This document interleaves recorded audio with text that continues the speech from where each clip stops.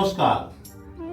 25শে মে 2025 সোমবার ফলাহারিণী অমাবস্যা আসতে চলেছে।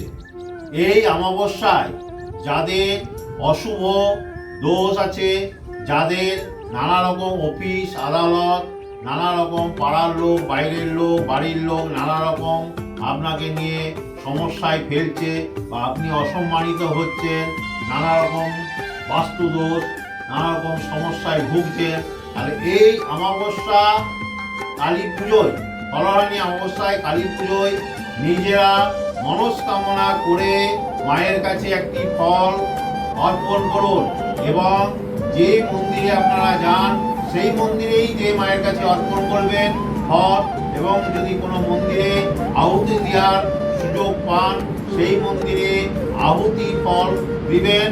এবং জেনে রাখুন, আহুতি ফল দিলে বা মায়ের কাছে অর্পণ করলে ফল আপনারা নিশ্চিত পাবেন, কিন্তু মাকে ডাকার মতন ডাকতে হবে। মাকে তো সবাই ডাকে, ডাকার একটা পদ্ধতি আছে। ঠিক মতন চিন্তন মনে, ভক্তি মনে একভাবে বসে মাকে মনস্কামনা জানিয়ে, একটি মনস্কামনা জানিয়ে মায়ের কাছে ফল অর্পণ করুন। আপনারা নিশ্চিত ফল পাবেনই পাবেন।